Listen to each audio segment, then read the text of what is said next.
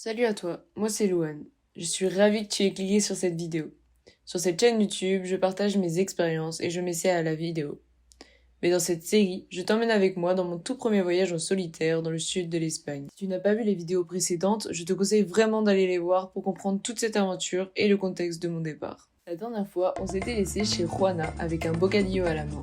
Alors reprenons ce voyage ensemble dans ce vlog numéro 3 à la découverte des spécialités culinaires dans le sud de l'Espagne.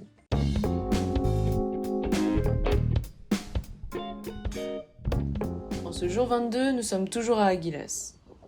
Aujourd'hui, j'ai décidé de cuisiner français pour ma famille d'accueil. Les gars, je suis en train de faire des courses parce que je veux cuisiner ce midi pour la famille, faire des spécialités françaises. Mais je me rends compte qu'en fait, c'est hyper dur de faire les courses en Espagne parce qu'il n'y a pas du tout les mêmes produits en fait. J'en ai enfin trouvé. Ils sont bien cachés. Je leur ai alors préparé une quiche lorraine et une tarte tatin. En espérant qu'ils aiment la cuisine française. Dans l'après-midi, je vais poster la carte pour la sauce Elijah. Et en soirée, je rejoins Peppa chez qui j'avais dormi dans le vlog numéro 2 pour dîner ensemble. Elle m'emmène dans le restaurant Mi Barquito, une excellente adresse d'Aguilas. Tellement excellente que nous patientons 45 minutes dehors avant d'avoir une place pour manger. Malgré l'attente, les repas proposés étaient excellents. Ce sont les meilleurs tapas de tout mon voyage. Je vous conseille vraiment d'y faire un tour. Ah, c'est un jamón, non? Nous aussi. Les recettes originales des tapas sont revisitées et remises au goût du jour. On a par exemple la traditionnelle chapelure des croquetas qui est remplacée par des petites pâtes croustillantes. C'est une cuisine créative et gourmande et j'ai passé une super soirée avec Peppa. Nous avons mangé des gambas despeñadas avec une sauce curry et mangue. Es muy rico. Tiene mucho sabor. Con la salsa y todo eso. El cuerno de langostino, los pelochos, la ventresca de bacalao et enfin un petit verre de tinto de verano. Ce matin, réveil à 6h45 car avec Karen, nous avons décidé d'aller observer le lever de soleil. C'était la toute première fois pour elle et j'étais heureuse de pouvoir partager cela avec elle. Comme promis dans l'épisode précédent, un peu plus tard, la fille de Juana me montre sa version de la ensaladilla rusa. On commence par faire cuire des patates que l'on mélange avec du thon et des œufs. Puis, on ajoute de petits légumes au vinaigre, ou alors cuits à l'eau, et des olives. On mélange la préparation avec une bonne dose de mayonnaise, et le tout est dressé dans un joli plat sous forme de dôme. Si cette recette vous séduit, sachez que son histoire est tout aussi intéressante. C'est en fait un chef français qui invente cette recette en Russie. Victime de son succès, celle-ci sera reprise de plein de manières différentes à travers le monde, pour enfin devenir une spécialité espagnole appelée la ensaladilla rusa, soit la salade russe. Dans la matinée, je me rends à nouveau dans la bonne boulangerie d'Aguilas pour découvrir de nouvelles spécialités sucrées. Je devais envoyer mon colis avec plein de spécialités d'ici pour mes parents. Donc j'attends que la boutique ouvre puisque normalement elle ouvre à 10h. Et il est 10h30 mais elle est toujours pas ouverte. C'est vraiment le bonheur des horaires andalouses. Ce rythme de vie un peu tranquille, c'est un truc positif mais aussi un peu négatif pour ce genre de choses. Et donc malheureusement j'ai été obligée d'acheter des petites sucreries pour patienter. Donc j'ai pris 2 nouvelles spécialités qu'on n'a pas encore goûtées. Donc on va voir. Donc ça c'est un pastel des caballero de Angel, en gros cheveux d'ange. Donc on va essayer.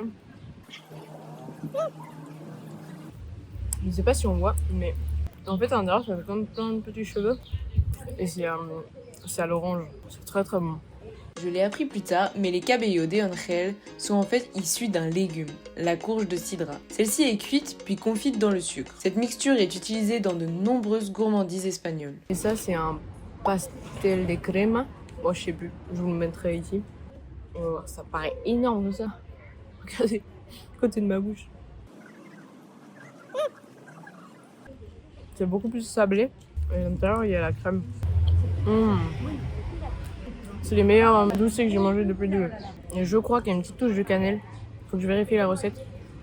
Mais comme ça. Donc on a la petite crème pâtissière à l'intérieur et autour tout un biscuit sablé. C'est vraiment délicieux. En soirée, je me rends dans un bar avec Manuela et son ami. Pas de grande découverte culinaire, mais l'endroit était très agréable. Il est intéressant de comparer ce genre d'endroit que l'on pourrait qualifier de tendance avec les bars plus typiques que l'on trouve dans les villages. Dernier jour à Aguilas.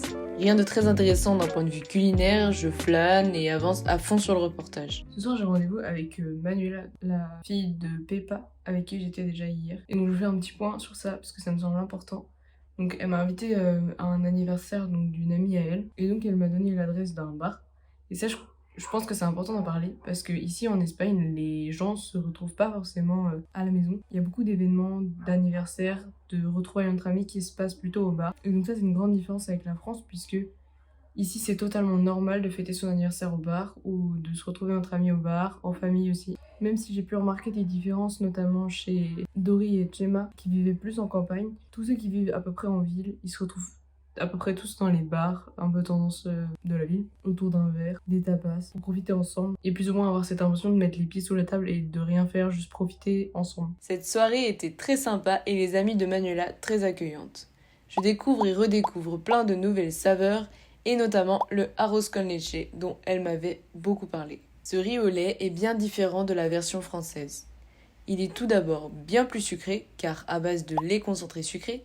Puis on y retrouve aussi la saveur du citron et de la cannelle. Ça part pour Séville, petit bus ce matin à 6h45 pour rejoindre Murcia. Et après à 10h, un bus qui fait Murcia-Séville. Donc là ce matin, j'ai fait Aguilas, Murcia. Et là on est sur la route qui va vers Grenade et après Séville. Et donc on a 30 minutes pour manger. Et hier, j'avais acheté un pastel décarné pour tester justement aujourd'hui parce que c'est vraiment une spécialité vraiment de Murcia qui est importante et que j'ai pas encore essayé. Ce pastel décarné vient de la boulangerie Francisco José dont j'ai parlé dans l'épisode précédent. On me l'avait vendu comme l'un des meilleurs, alors on va le tester ensemble. En fait, c'est vraiment une pâte feuilletée et de la viande au milieu. Il n'y a pas beaucoup de garniture par rapport à la quantité de pâte. J'avoue, je suis un peu déçue parce que je m'attendais à quelque chose de plus croustillant. Bon, après, c'est un truc de la veille aussi. Mais... Sinon, la viande est bonne. Je pense que c'est un mélange de plusieurs trucs, de plusieurs types de viande. Mais je suis pas sûre que ce soit le meilleur de la ville. Hein. Ça, c'est pas typique, mais c'est pour le mental. Avoir l'impression de manger un peu de verdure. Après cette dégustation, nous reprenons la route pour enfin arriver vers 18h30 à Séville. La ville me fait bonne impression. Elle semble agréable et a l'air très jolie.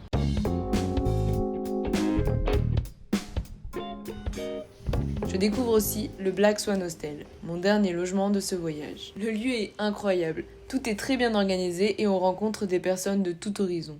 Une bonne raison pour moi de me remettre à l'anglais après un mois d'espagnol. Ça y est, on est enfin à Séville. Aujourd'hui, je vais essayer de profiter un peu de la ville, tout ça, et de visiter les premières choses. Et on va voir si on tombe sur un petit resto pour tester une spécialité, ou en tout cas parler avec quelqu'un qui m'explique c'est quoi les spécialités ici. Donc voilà. Je commence par me balader pour découvrir les petites rues et très vite je me rends dans l'une des adresses que j'avais repérées sur mon petit guide du routard, Salt and Sugar. L'endroit est tout petit mais magnifique avec une petite cour intérieure, une jolie déco et plein de spécialités à découvrir. Je commence par prendre un petit déjeuner, comme d'habitude, tartines, tomates et huile d'olive. Puis, je goûte une spécialité de Séville, el pestiño sevillano. Les gars, on va goûter ça. Du coup, c'est une spécialité de Séville avec du miel. Faut que je retrouve le nom. Je vous le mettrai là. La texture est folle. Genre, c'est moitié feuilleté. C'est très très sucré, on va pas se mentir, mais en même temps, c'est au miel. Ça fond en bouche un peu. C'est hyper bon. Dans la foulée, je me rends au Real Alcázar. J'ai beaucoup de chance et j'ai pas à attendre à l'entrée et ce n'est que 6 € pour les étudiants. Si jamais t'es étudiant, je te conseille vraiment d'y faire un tour car le billet te donne accès à un lieu somptueux et à des jardins immenses. Voici quelques clichés pris sur place.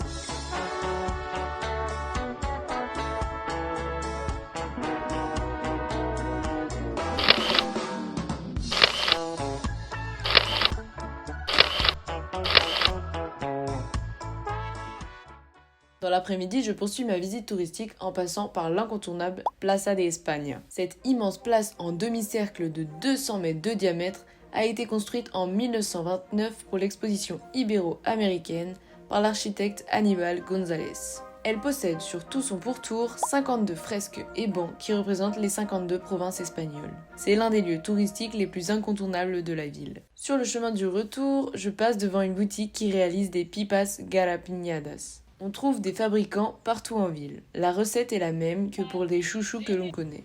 On mélange un fruit sec, ici les graines de tournesol, avec de l'eau et du sucre. Et on laisse le tout caraméliser pour donner cet enrobage sucré que l'on aime tant. À l'auberge, l'ambiance est super chouette. On partage un repas ou on cuisine pour soi dans la salle commune. Mais ce soir, avec quelques personnes rencontrées la veille, nous décidons de manger à l'extérieur. Encore une bonne occasion pour faire des découvertes. On y déguste les traditionnelles croquetas au jambon, mais également de nombreux plats avec de la viande. On commence par se partager un plat de carilla ibérica. Yeah. That's really It's like the meat is I don't know the word but It melts in your mouth. Is this a pork cheek? yeah, exactly. Yeah, pork cheek. We had it in Portugal. It was freaking amazing. It's like my favorite dish. Puis un deuxième plat d'agneau rôti avec du couscous. Very tasty. Yeah, it's really good. En effet, Séville étant une ville située à l'intérieur des terres, la consommation de poissons n'est pas aussi développée qu'en bord de mer, mais on mange malgré tout une assiette de calamars frits. Those are good ones. Here, And everything they're like, what is was your fried. degree? I'm like, Yeah. marketing? They're like, great, you can fundraise. I'm like, sheet. Like, yeah, Every- well, It's up here. yeah. So when everything happened, I I just, have to translate anime to a French. shows, folk Yeah. music. in French. So what we're saying, you can translate into It's French. not really Yeah. the most stable. though, Probably but- she does gotta translate everything. We're gonna talk about boys in a second. I won't translate everything. Oh, fun, oh, It's amazing. so good. Je pense que je peux dire que nous avons tous adoré les différents plats de la soirée. Mais j'avoue qu'à ce moment-là, je me suis sentie un peu en retrait car mon niveau d'anglais ne me permettait pas de suivre toutes les discussions. C'est une simple remarque, mais ce voyage, ça m'a aussi permis de me rendre compte à quel point l'anglais, c'est une langue essentielle à connaître car elle est quasiment universelle. Le lendemain matin, je pars pour un walk tour dans Séville. Une super occasion pour apprendre plein de choses sur la ville.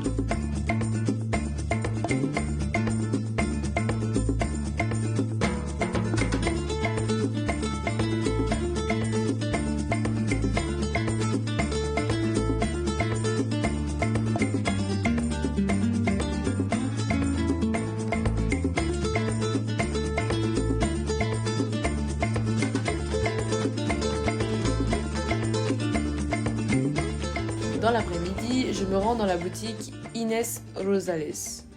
On y retrouve un large choix de produits typiques de Séville ou d'Andalousie. Bon alors du coup là j'ai été dans une petite boutique. Là, le monsieur était super sympa, il m'a hyper bien conseillé, il m'a raconté un peu comment les produits étaient réalisés. On a aussi parlé un peu des cabellos, des angel, que je savais pas du tout comment c'était fait et bon maintenant je sais. Et donc j'ai acheté ça, torta de leche et las tortitas con canela.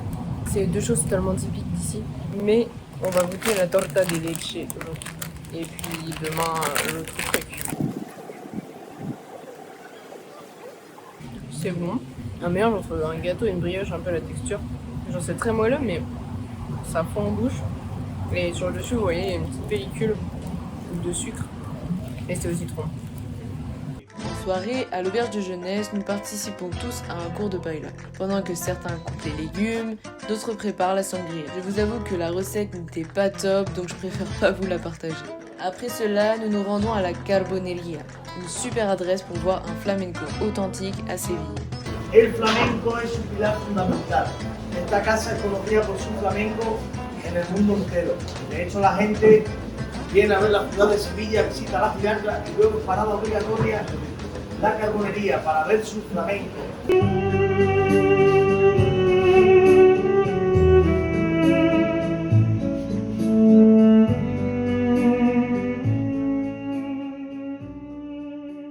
Ce matin, de nouveau, je me balade tranquillement dans la ville. Il est très agréable de marcher dans les parcs à l'ombre des arbres. Puis, je décide de me rendre dans le musée des arts et coutumes populaires pour récolter des informations sur la cuisine. Les différentes expos sont très intéressantes et j'ai presque l'impression de revivre mon voyage. Je retrouve par exemple la fameuse casserole servant à la migas, le procédé pour réaliser los espetos ou encore le botijo andaluz dont m'avait parlé José lorsque j'étais à Frigiliana. Ce récipient est typiquement andalou. Grâce à sa composition poreuse en terre cuite, cette jarre était traditionnellement utilisée pour garder l'eau fraîche en période de forte chaleur. Elle contient une poignée ainsi que 2 orifices permettant respectivement de boire et de remplir la jarre. Pour l'utiliser, il suffit de la porter au-dessus de son visage et de laisser couler l'eau dans sa bouche à distance. Ce n'est pas si simple, je peux vous l'assurer après m'être pris toute l'eau sur la tête en essayant lorsque j'étais avec José. Pour le repas de ce midi, je me rends dans le restaurant El Rinconcillo. Fondé en 1670, c'est le bar le plus ancien de Séville. Il conserve sa décoration typique avec son comptoir en acajou, les jambons suspendus et les multiples bouteilles toutes plus vieilles les unes que les autres. On y mange les tapas debout au comptoir comme à l'ancienne et l'addition est notée sous vos yeux directement sur le comptoir. Je goûte d'abord un morceau de fromage de brebis, un gazpacho et enfin une spécialité de Séville, los espinacas con garbanzo.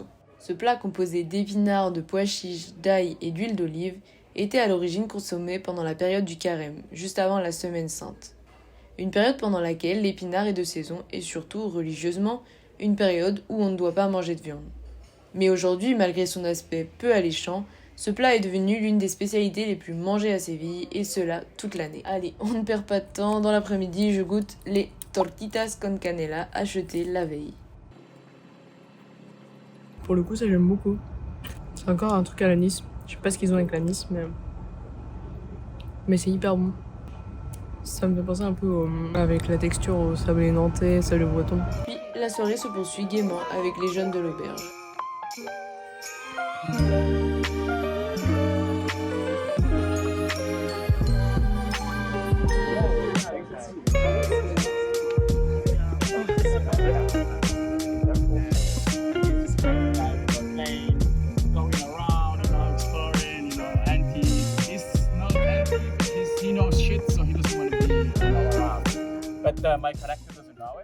Bon, j'ai acheté plein de trucs aujourd'hui pour faire un paquet pour mes parents pour qu'ils goûtent un peu les spécialités d'ici.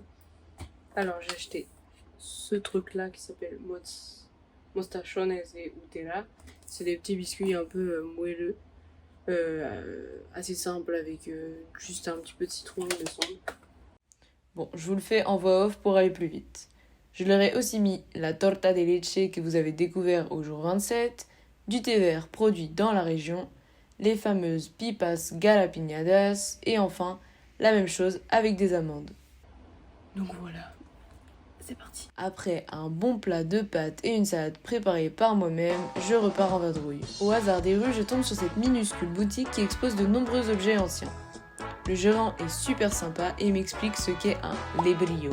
Ce grand plat en terre cuite sert à faire de grandes préparations comme le pain ou encore la matanza.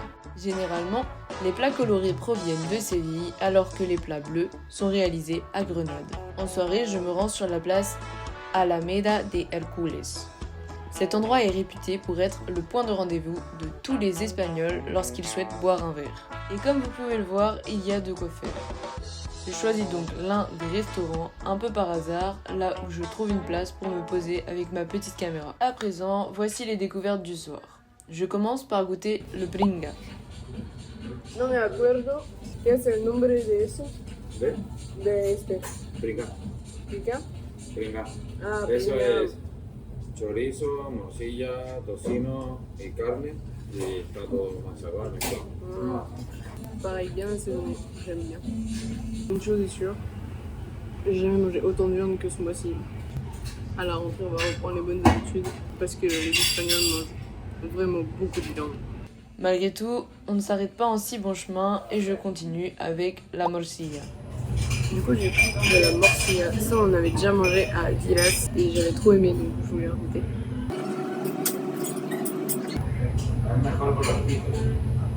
¿Es mejor con ese? Pero se come como... Eso es más típico. Pero se come como porque no es muy práctico. ¿Qué te falta de ahí? ¿Hay bocado? ¿Eso se coge? Así. Se coge y se come. Con La mano el otro. Pues muy bien. Là au resto, les plats sont toujours servis avec des petits trucs comme ça et souvent aussi des tranches de pain. et thé couvert. Enfin, je termine avec le burger de Choco, une petite sèche très consommée dans la région. Ça a l'air super bon.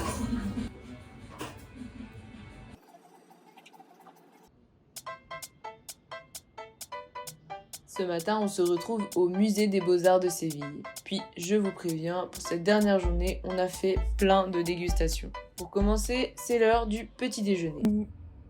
On va tester 2 nouveaux trucs que j'ai achetés hier dans la même boutique là où j'ai été prendre un petit déj. Et encore une fois, j'ai pris 2 spécialités, sinon c'est pas drôle. Alors, il y a d'abord ça, c'est une sorte de tuile. Et donc, c'est censé être à l'orange. Je le trouve bon. Il y a des petites amandes dedans. C'est tout simplement une tuile à l'amande et à l'orange.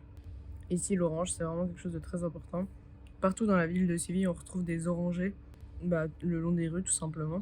Au printemps, c'est le moment où ils sont tous fleuris. Et du coup, quasiment tout le monde me dit que je devrais venir ici au printemps. Parce que c'est une odeur magnifique. Et forcément, c'est trop joli avec les fleurs dans les arbres. En effet, Séville est la ville comptant le plus d'orangers amers au monde. Trop amères pour être consommées fraîches ou en dessert, celles-ci sont plutôt cuisinées en marmelade ou transformées pour réaliser de l'alcool ou encore divers produits cosmétiques. Deuxième truc, j'ai oublié le nom, mais c'est comme ça. Et même chose, il y a des amandes sur le dessus. Les amandes, c'est très utilisé dans les pâtisseries du sud de l'Espagne. Première fois qu'il y a du chocolat, c'est trop bon. On en oubliera le reportage. J'ai littéralement tout englouti. Oupsie. À santé, hein. À la vôtre. Puis, dans l'après-midi, avec quelques jeunes de l'auberge, nous nous retrouvons dans un petit café. Chacun commande quelque chose et j'en profite pour leur faire déguster les tortitas con canela. Ah, so tasty. It's like poker face first.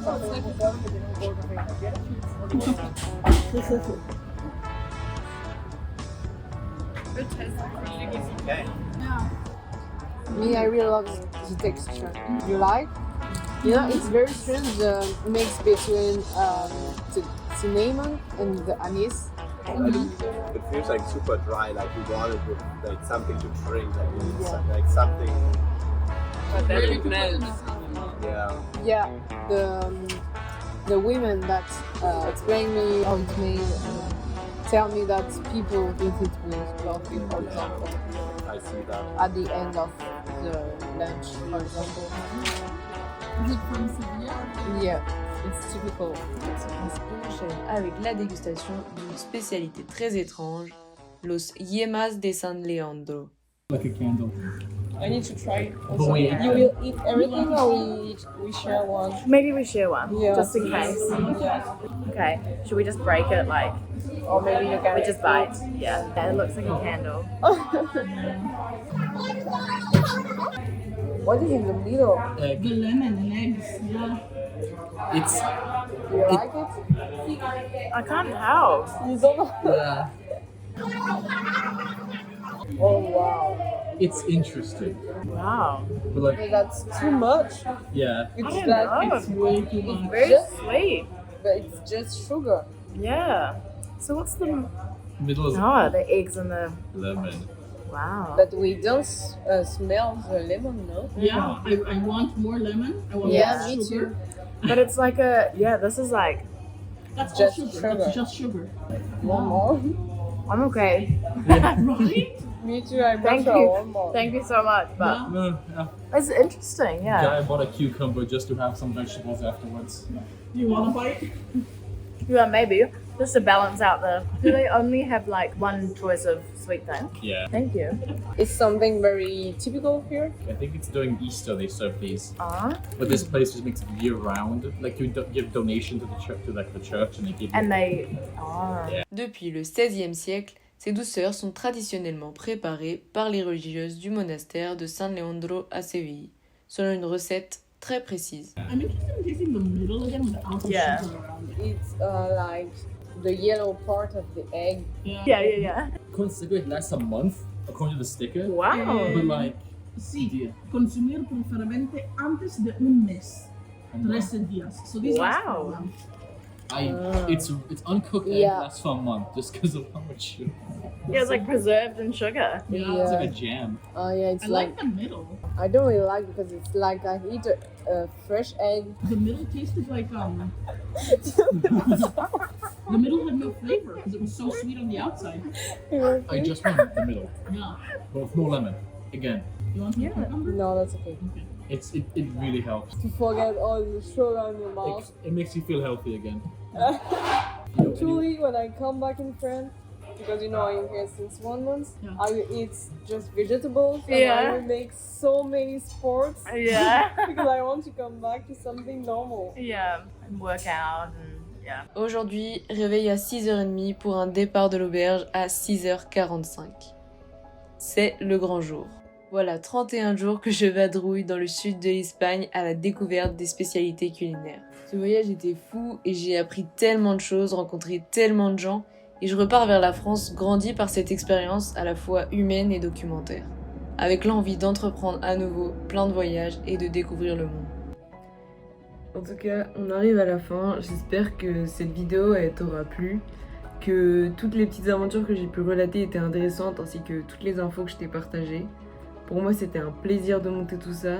Elle s'inscrit dans une série de 4 vidéos, donc si jamais t'as pas vu les précédentes, n'hésite pas à y aller. Et si jamais ça t'a plu, n'hésite pas à partager sur les réseaux pour me donner du soutien. C'est un travail qui m'a pris beaucoup de temps, qui était passionnant à réaliser. J'ai plein d'ambitions pour l'avenir, j'espère pouvoir repartir en voyage sur ce format ou un autre. En tout cas, si jamais t'as envie de partir en voyage et que t'as entre 16 et 20 ans, fonce avec la sauce Elijah, ils sont super. Et franchement, ça te donne une expérience de fou dans la vie. Fini comme on a commencé avec un cadrage bancal. À bientôt les amis. J'espère pouvoir partager sur cette chaîne d'autres aventures très bientôt. Bye bye. Oh,